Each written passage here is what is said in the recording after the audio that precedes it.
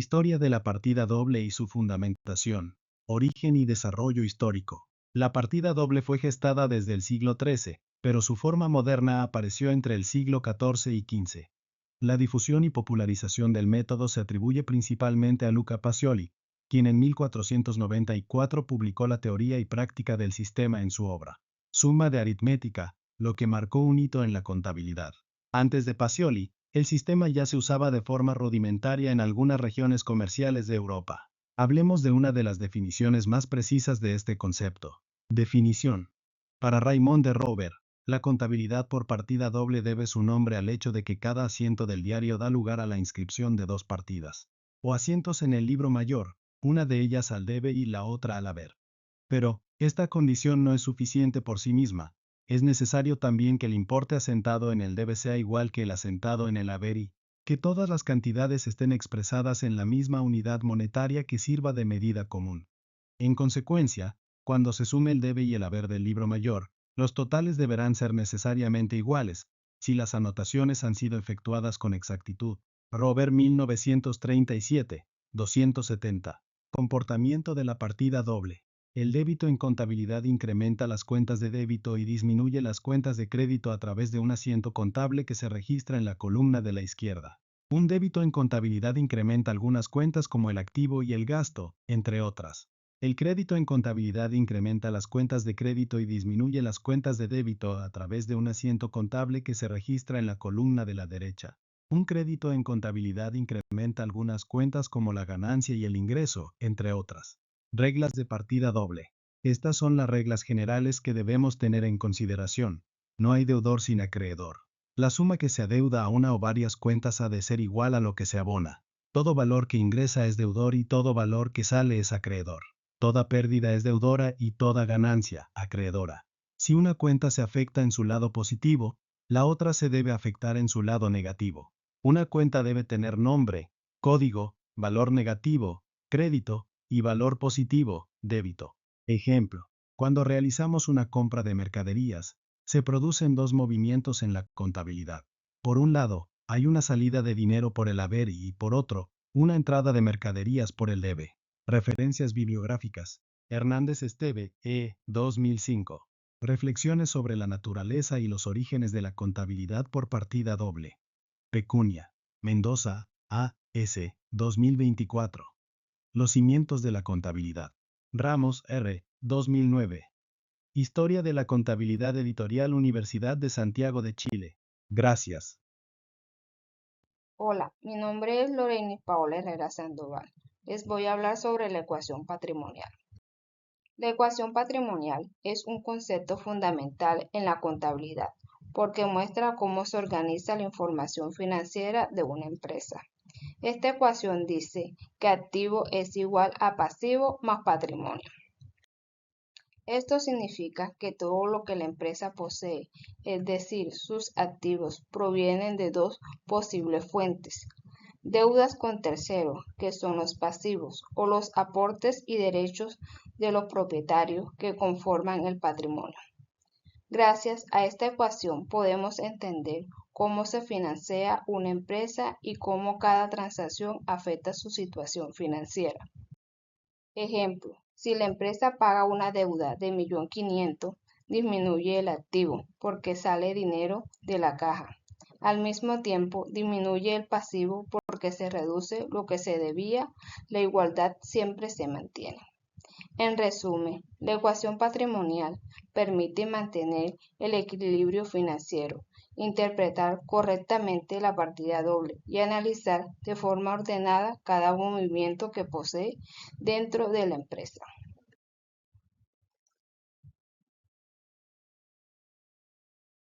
Hola, mi nombre es Ever de Jesús Duque Restrepo y hoy le voy a hablar sobre el activo, el pasivo y el patrimonio. Activo igual pasivo más patrimonio. Activo, lo que la empresa posee. Pasivo, lo que la empresa debe. Patrimonio, lo que pertenece a los dueños. En la ecuación patrimonial, patrimonial muestra que los activos se financian con deudas, pasivos o con aportes propios al patrimonio. Partida doble. Toda transferencia afecta mínimo dos cuentas y siempre es el debe o el haber. Esto mantiene un equilibrio de la ecuación patrimonial. Si un activo sube, el otro baja, o aumenta un pasivo o el patrimonio, pero la igualdad nunca se rompe. Muchísimas gracias. Mi nombre es Lidubis Muñoz y les hablaré de los ingresos.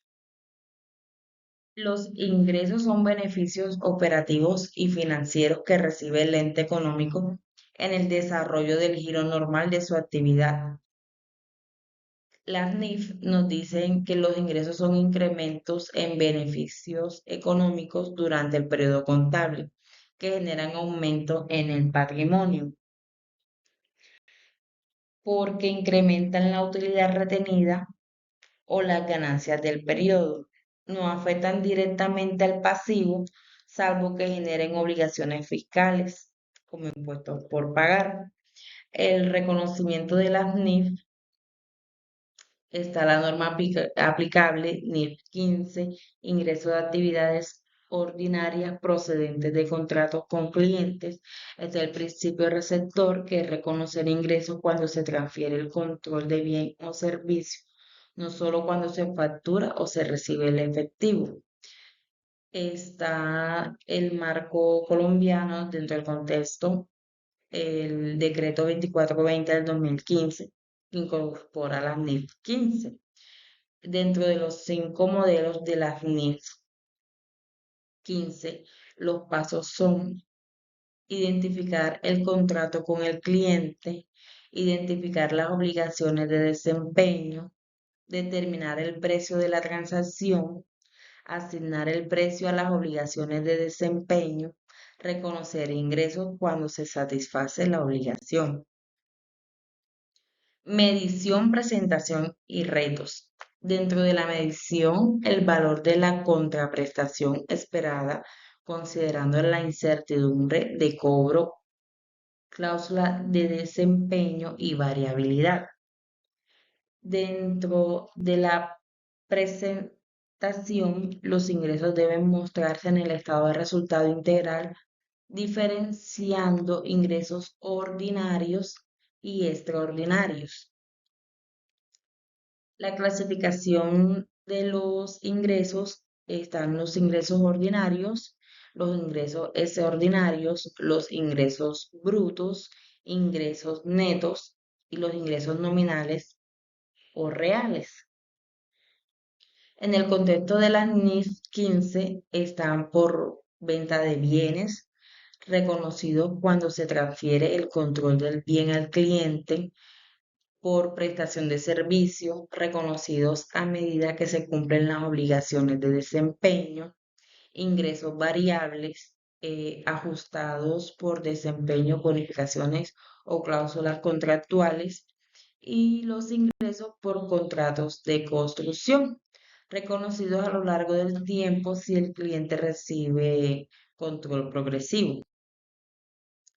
Los ingresos dentro de la partida doble, les voy a dar un ejemplo.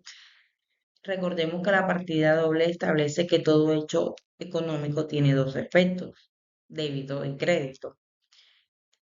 La venta de la mercancía por 1.000.000 de pesos, eh, el débito viene siendo caja por 1.000.000 de pesos, va hacia el activo, y el crédito sería la venta de 1.000.000 de pesos, que va al ingreso. Esto muestra que el dinero, que es el activo, se reconoce al ingreso al patrimonio.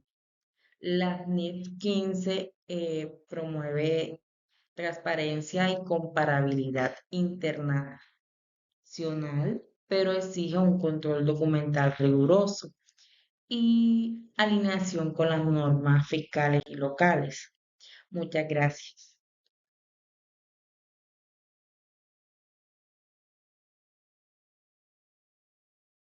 Buenas, mi nombre es Elis María Villegas Dávila y en esta ocasión voy a explicar el concepto de gasto dentro del sistema contable. enfocándome en cómo se relacionan con la partida doble y con la ecuación patrimonial. ¿Qué son los gastos? Los gastos son disminuciones de los beneficios económicos que tiene una empresa, originadas por el normal desarrollo de sus actividades. Surgen cuando una empresa debe consumir recursos para operar, ya sea pagar servicios, el pago de salarios, arriendo, entre otros. En términos simples, los gastos representan el costo de mantener el negocio funcionando, pero no generan un activo a futuro. Características principales de un gasto. Disminución del patrimonio. Estos, a diferencia de una inversión, un gasto no se realiza con la expectativa de un retorno monetario futuro. Origen de dinero. Implica un desembolso financiero, ya sea a través de movimientos de caja o bancos o creación de una cuenta por pagar. Momento de registro.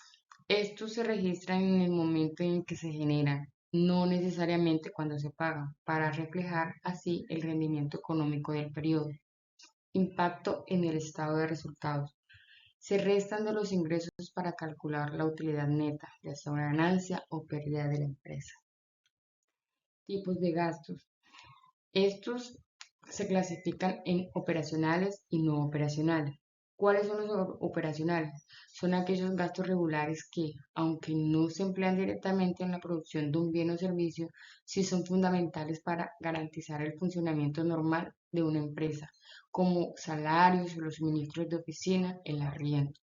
Y los no operacionales son aquellos gastos eventuales, es decir, que no forman parte de la operación normal del negocio y por eso no están incluidos dentro de su presupuesto, como las multas, las demandas, el reemplazo de equipos obsoletos. Clasificación de los gastos. Por su función, los gastos se clasifican en gastos de producción, de distribución, de administración y gastos financieros.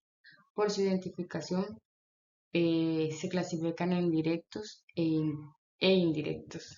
Por sus resultados del producto, por periodos, por variabilidad se clasifican en fijos y variables y por momento en el que se determinan, ya sea histórico y predeterminado. Contabilización. Un gasto se registra en la cuenta del libro mayor con un débito. Cuando se incurre en él, el asiento contable podría quedar de la siguiente forma. Al debe llevamos la cuenta de gasto, en este caso utilizamos gastos de arrendamiento. Al haber llevamos la cuenta que refleja el medio de pago, ya sea caja o banco, o si es a crédito o lo causamos solamente, creamos la cuenta por pagar. Relación de los gastos con la ecuación patrimonial. Recordemos que la ecuación patrimonial básica es activo igual a pasivo más patrimonio. Cuando la empresa incurre en un gasto, normalmente se produce una disminución del activo, por ejemplo, el dinero en caja o en bancos, y al mismo tiempo se produce una disminución del patrimonio, ya que los gastos reducen la utilidad del periodo. Por eso, desde la ecuación patrimonial, los gastos se reflejan así. Disminuyen el patrimonio porque reducen la ganancia. Pueden disminuir los activos o aumentar los pasivos dependiendo de si se paga inmediato o queda por pagar. Un ejemplo, si se paga un servicio público por valor de 200.000 pesos, disminuye el activo, ya sea banco o caja, y aumenta el gasto, lo cual reduce el patrimonio.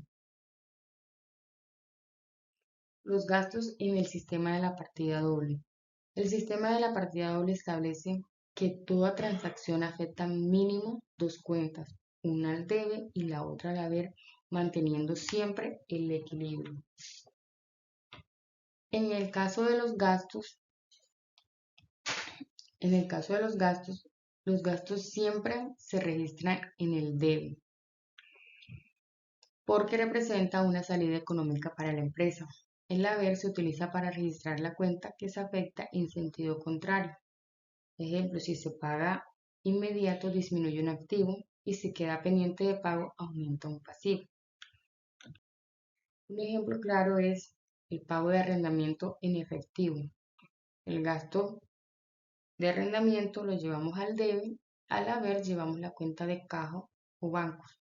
Caso contrario sería si creamos la cuenta por pagar, o sea, no lo pagamos inmediatamente, sino que solo causamos el gasto.